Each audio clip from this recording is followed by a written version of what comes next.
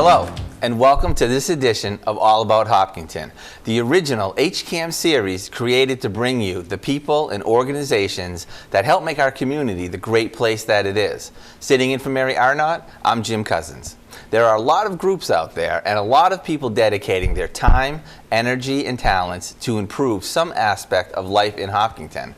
Now, I'm privileged to be sitting here, talking with them, and sharing their stories with you. Joining me today is Peter Mezitt of Western Nurseries to get us caught up on all the things that are happening today.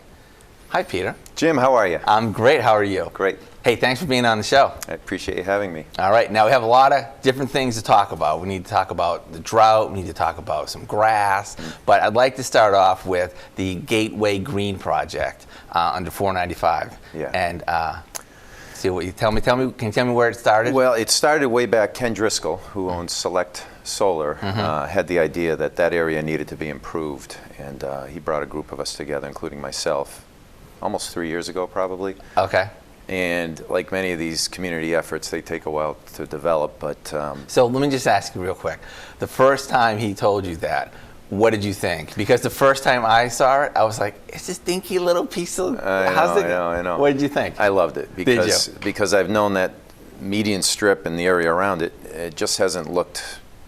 It looked barren, and it's just fallow. It's brownfield, essentially. And this is... There's 4 ways to get into Hopkinton, 4 sides of town, but this is how a lot of people come into Hopkinton. Right. Okay, so he had this concept. He talked to you about it. So he talked to me about it. It laid low for a while. We did a design early on. Richardson helped out with a rendering, and Finn Perry joined the team, and he was huge, very instrumental in really working with me to get it going. And I think the two of us pushed it real heavily. Mostly last summer into fall. We developed a website, which had a donation page on there, an explanation about the project and the benefits and how you could help out. And then we went around and we called businesses. We said very early on that we didn't want to make this a taxpayer-funded initiative. It's privately funded. And we certainly thought that the businesses around there would be interested, and sure enough, they were in the end. We ended up raising in-kind and cash over $150,000. Wow. In about 4 or 5 months for this project. Some large donors, Unibank wrote a check for $25,000. Paul Mastriani, who's doing the Muse and all the work behind the Dynasty right now, he did in-kind that was easily $35,000 or $40,000. Okay. Including hooking up to the town water supply, which was tricky. I can imagine. Yeah. It's in the middle of the road. It was a 10-inch main, and we had to live tap a 1-inch into that, and then cross under the road, come up. And then Rosado, landscaping was very involved with the irrigation work, running the irrigation 1-inch all the way down the median strip and getting the water to the plants. I also want to recognize Perkin Elmer, who wrote a check for $10,000. Gene and Steve, and I'm going to mispronounce their last name, the owners of the Dunkin' Donuts down there, donated $10,000. Okay. And who am I forgetting? There is one other one. I said Perkin, Unibank, well, Western Nurseries, of course. Yes. The in-kind. And I think that's about it. If I forgot somebody, I'll remember later on. Well, you know what? If you forgot somebody, they can look in Town Hall, going up the stairwell, that nice new plaque up there. We have a plaque to recognize all the donors, not just the major ones. So the plan is, I'm actually in front of the design review committee tonight to recognize these major donors, to put signs up along the median strip, which is about 1,400 feet long. Okay. There's going to be 2 large signs, one on either end, that say Gateway Green Project, sponsored by the Chamber of Commerce. I should mention it was a Chamber of Commerce initiative. And then the individual major contributors will have signs in the midst of plantings and masses of colors of shrubs along the way. Oh, very nice. So the whole thing, the reason for doing it is it really does speak highly of your community. It says when you pull off the highway that this is a nice place. Yeah. It deters theft. Yeah. It says, we care about the environment. It says we appreciate beauty. And I think it can have a ripple effect. I think you'll see this, cause street corners and other areas around there to also improve their look. So who originally came up with the concept of with the design of the plants, I should say? I did the design myself. Okay. Actually, I did employ a landscape architect to do the rendering, and he just basically plugged in the right amount of trees and the right amount of shrubs. But I did my research, and I picked the right types of plants for that area. That's a heat island. It gets very hot. There's salt that hits that in the wintertime from the plow trucks and whatnot. It's a wind tunnel. It's a tough area. Yeah. In addition to that, it's only about 5 to 6 feet wide on one end. Yeah. So we're not going to put trees that branch out into the road. Oh, so I see. We picked oaks and maples and pears and crab apples that grow columnar. Okay. So they're not going to interfere with traffic. Okay. And do they grow fast or they grow slow? Some grow faster than others. And then we did big splashes in between these sets of trees. We did big splashes of grasses and roses and hydrangea. So considering, again, what can take those conditions and also look good in mass. Right, like that. right. So I noticed that the trees are kind of in groups of 3. They're 3 It's mostly, like yeah. 3 and 3. So is that like a style, like a stylistic choice that you made? Yeah, you have to design? make a choice, and that, we could have done evenly spacing, but I think you get the splash of height and you get the splash of color, Right. texture with the shrubs and the grasses and whatnot. Right. So how does the irrigation work? I saw them, putting the pipes in. Yeah. Is it a drip thing? Is it on a timer? How does it work? Yeah, we went back and forth a little bit, but it ended up being a inline drip. It's a red half-inch hose that comes off the 1-inch. The 1-inch goes all the way down the 1,400 feet. And then you have 4 different zones with valve boxes, and each of those has, off the 1-inch coming out of that valve, you have tubes that are about a half-inch with holes every 18 inches. And they basically wrap around all the shrubs and the trees. They'll do a circle around each tree. Okay. So that you're just watering around where the plants are and you're not wasting any water. Oh, okay. Now, I mean, I'm sure. Yeah, like, how do you do it so that when the tree grows, do you have is it large enough? You really you're most concerned, first of all, backing up, we stripped out the crappy soil that was there and we put in a bunch of compost and good soil. Okay. And that's going to be higher in organic matter and nutrients. It's going to retain the water that you do put on it. And it's going to give that rooting zone of each shrub and tree and grass a much better chance to get started. But you need a lot of water in the first year. You don't need as much water. Oh, okay. Once these, in the subsequent years, because the roots are established and Oh. it's rooted in far beyond where it is when it's in a pot. Yeah. The key is getting at that water in the beginning, planting properly, of course, and getting those roots to acclimate to their new environment. I see. I see. So was there any concern about the roots going into the road or anything? Not really. Yeah. You have cement curbing there or granite curbing there. Okay. It's not going to, the tree roots don't want to go there. They'd like to be in their nice, healthy soil environment. Yeah. And what about moving forward? Is there a kind of maintenance plan or pruning that has to happen? Yeah, with the money we raised, we've got about 40,000, maybe even closer to 50,000 in the bank. So this account will fund, it's going to be $5,000 to $7,000 a year of maintenance that needs to occur out there. Okay. So that money will cover it for the next 4 or 5 years. Yeah, yeah. We've also talked about the possibility of doing some lighting in the future. We haven't even gone down that road yet, but we did put in a conduit Okay. so that we could do it if we chose to later on. Yeah. And that would have a nice effect once the trees are a little more mature of, the uplighting at night would be a Right. really nice look. Wow, that's a really great idea. Yeah. Who came up with that one? I think Finn did, actually. Really? Finn Perry, yeah. He's always thinking ahead. Yeah. Oh, that's excellent. Yeah. All right. So, it sounds like a really good group of businesses with a really good thing going on. Do you guys have anything else in plan, or is this okay, you gotta? Yeah, gotta we'll take a rest? breather now. It takes a lot of time. It was a lot of my time. Scott Richardson, his firm, donated a ton of time, and pictures speak 1,000 words, and he developed this great poster that we were able to take around and show people what we were trying to create in a visual. Yeah. But it did, even though we raised a lot of money in a short period of time, it took a lot of effort.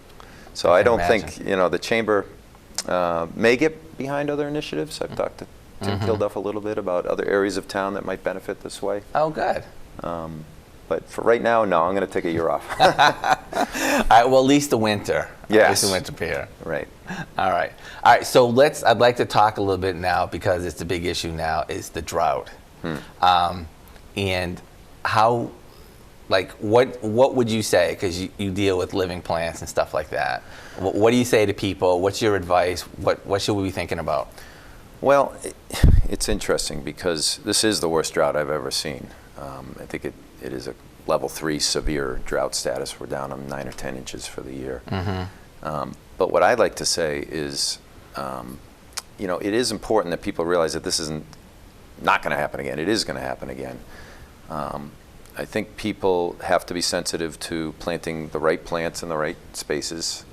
The fact that lawns do require a lot more water if people want that nice green grass. You have, you know, with us, we have many local communities that are having water bans right now. And if you have MWRA water in some towns or a private well, you can still do what you want, but you should be conscientious and try to conserve as well. Yeah. We're all pulling out of the same water table. Okay. The towns are careful. They really don't want to see outdoor watering, but they are supportive, knowing that, you know, there are businesses like ours that sell plants for a living, and they allow us to water them. If we did use municipal water, we'd be allowed to use it, but we use very little. At our garden center in Hopkinton here. We use pond water and well water ourselves. But I've had conversations with Eric Cardy and some of the other water and sewer supervisors around here that it does no good to allow us to water our plants if we can't. Just like I talked about with the Gateway project, they need to root in. They need to be planted and rooted in. They need water in the beginning when they're planted. And something that was even planted this spring still needs some water when we're going through drought like this. Okay, yeah. But what I want everybody to realize is that the plants, when watered the proper way, use very little water compared to what you'll see with a established lawn irrigation system. Okay. That is 10 or 15 or 20,000 square feet. All we're talking about is, you know, putting a few gallons around. What we tell people to do is to build a little raised circle berm around the shrub that they planted and put a hose on it, and 2 or 3 gallons of water for a 2-foot plant a few times a week in the first 2 weeks, and then once a week thereafter is not using a lot of water. No, it's really not. I think that's actually a really important thing, because when you water a plant, how do you know? You know, and that's like a really good. And that's the proper way to do it. If you're just using your lawn irrigation system, that water is hitting all around and not where the roots are. Yeah. And it may not even be going down 10, 12 inches like it needs to where the plant's roots are. Right. So you want deep watering, less frequently, deep watering right around the plant to go down. And again, the right plant in the right area. You have some native plants, you have some drought-tolerant plants, and we love to help people with this stuff when they come into the garden center that don't require much water after that initial watering period, and when they're established, they really don't need any water. Right. So plants are good for drought conditions if you have the right plant for the right location. Okay. All right. So let's talk for a minute about grass. There's been an issue about grass in the town recently. Yeah. And if they came to you and said, what should we do to keep our grass, even in the midst of a drought, what kind of advice would you give to them? Well, if you're on town water, you're not supposed to water your lawns. They Okay. disallowed that, and we know a lot of people are not happy about that. They want that perfect green lawn, but the fact is, an established lawn can withstand no water for a long period of time because it goes dormant. Okay. Plants will die if they don't get water their first year. Lawns go dormant. So there's a good case for you know, what they're doing, and that is what uses the most water. You got to stop that first. And I can't tell you how much more, but it's exponentially more. Right. You know, the established lawn irrigation system. But you just got to be. So do you think that's the biggest? You got to be moralistic about that, because the lawn is not going to die. Right. It's not going to look great, and you're not happy about that, but it's not going to die. And do you think that's like the single largest? If there was one thing that uses more water than anything, would that be watering a lawn? Yeah, you know, you can wash your car, you can Yeah. water in the shrubs, but it is definitely the lawn irrigation systems that use the vast majority of outdoor landscape water use. And if somebody wasn't on town water, if they had their own private well, and if they said, you know, well, I'm just pulling it up out of the well and I'm putting it back onto the ground going down, is that true, or what's the answer for that? You think about it, it is true. I mean, you have your water going right back down to the well that you pulled it out over time, versus municipal water comes in from a source in Hopkinton's water table, and it will recharge the aquifer as well. The household water use will actually go in through a system and go to Westboro. Okay. A lot of it goes to Westboro. So that's not great either when you're building more homes, you're using 65 gallons per person per day or whatever they say it is. Yeah. A lot of that water is not going back into the aquifer. Right. But the outdoor water, whether it's from municipal or from your well, it does get down to the ground table. How much of a concern is that? The fact that like all the household use is coming out of Hopkinton and going to Westboro? Because that's is that a different aquifer, I thought? Well, it ends up in a river, which ends up into the ocean, Okay. actually.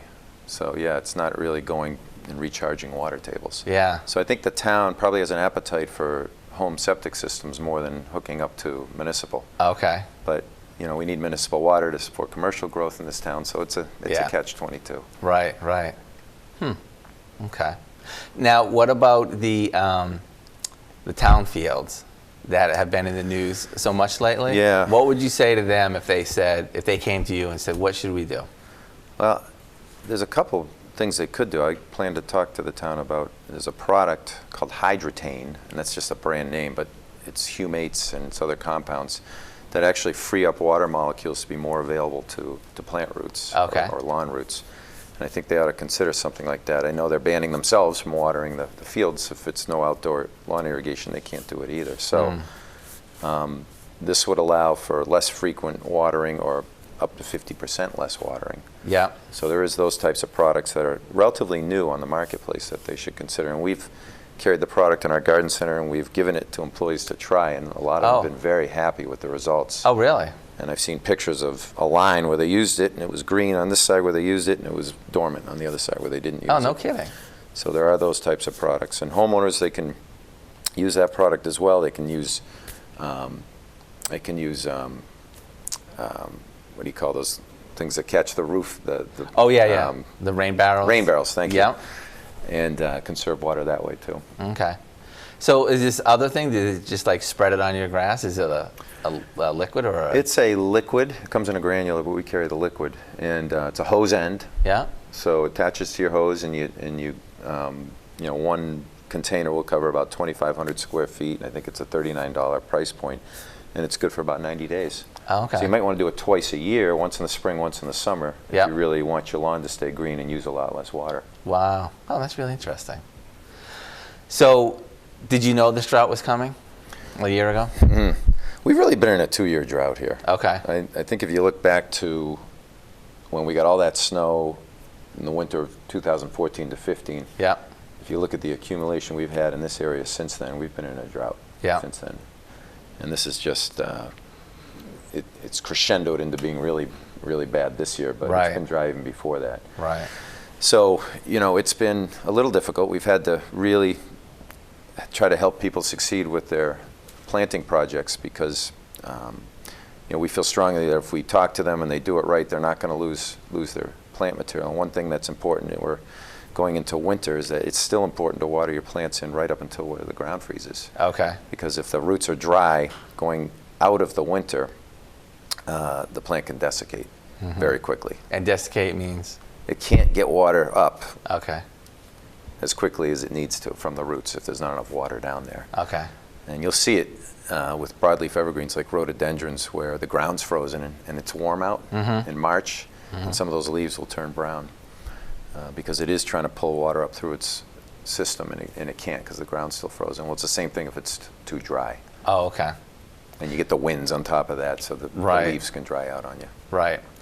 So if we've been in a 2-year drought, has your like line of plants changed from 5 years ago in response to that, or is it really just management techniques? We have paid attention to the right plant for the right area with drought conditions. We have set up a display in our garden center that says these plants like south-facing slopes, hot conditions, and they'll establish and do well in those conditions over time. And people are coming in and asking for those things like your native juniper or your sumac that you see along the highway. It is a lot of natives actually. Yeah.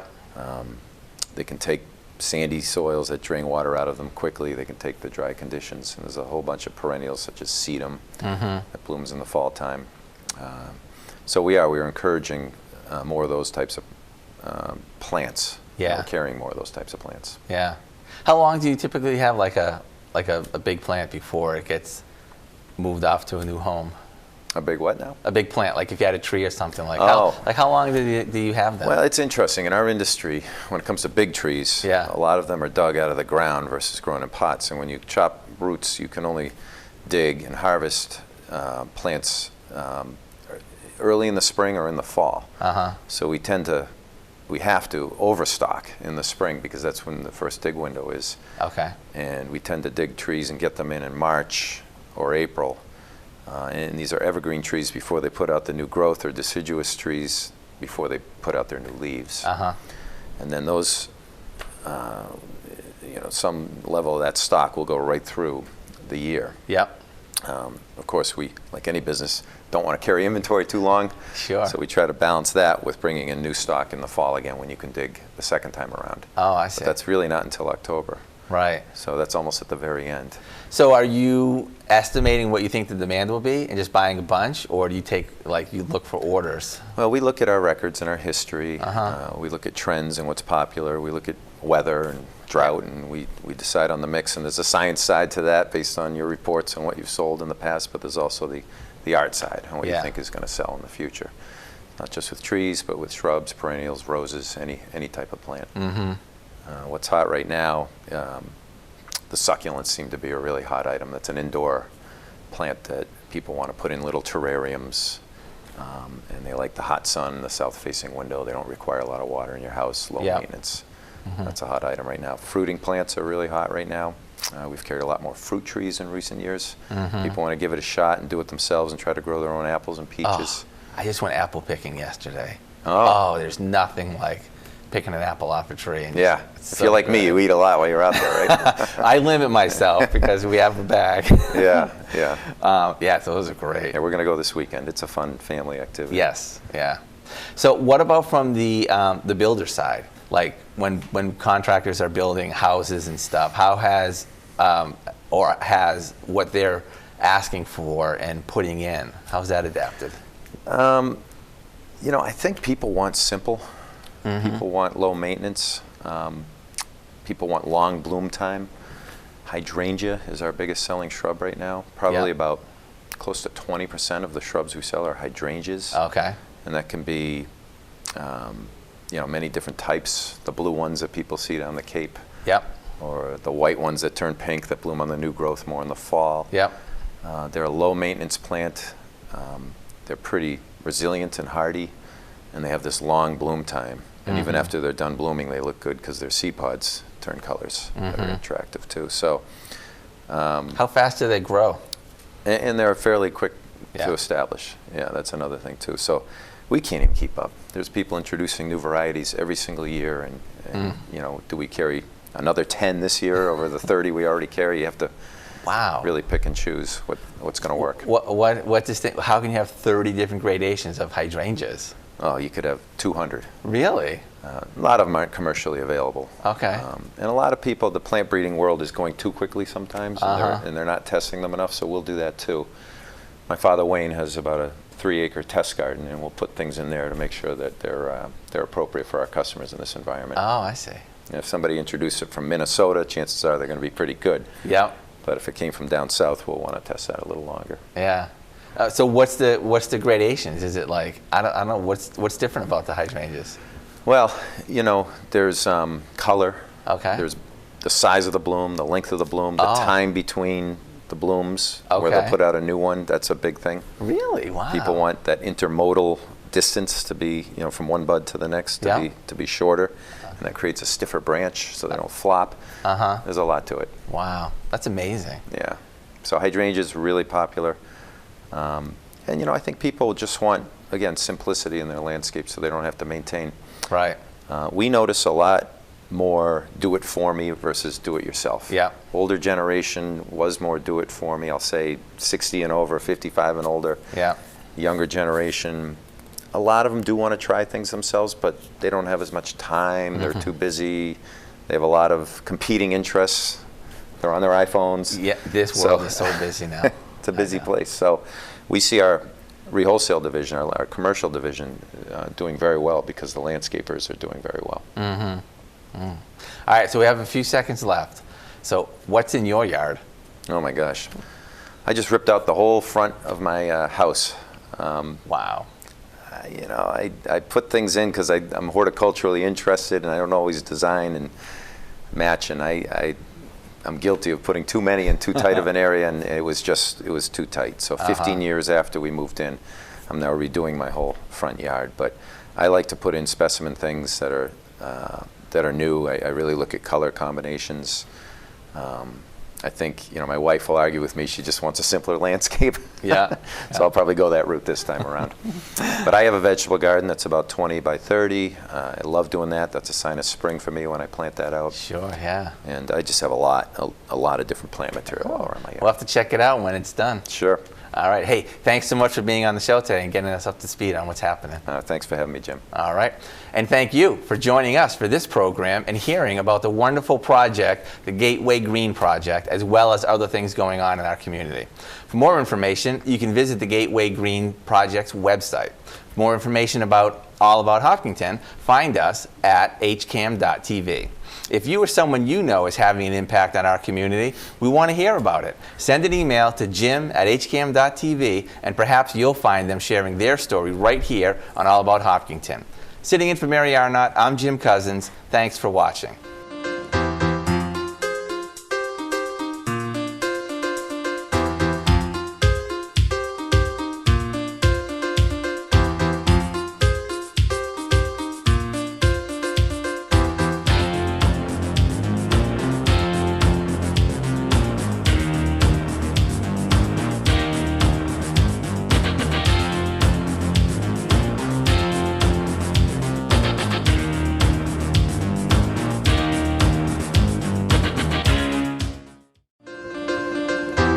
This show often talks to people who have interesting hobbies or careers or different things that they have going on that affect our community. I'm Mary Arnott, your host. There is a huge need for providing food for individuals and family. And that's the key, is working well together. You can see more episodes online at our website, hcam.tv.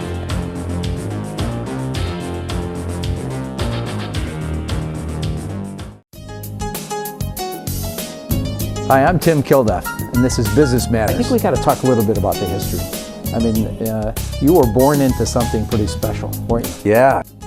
The shop is a safe haven for a lot of people, young and old. Business Matters is HCAM's show focusing not only on businesses in Hopkinton, but more importantly, the people who run and manage those businesses.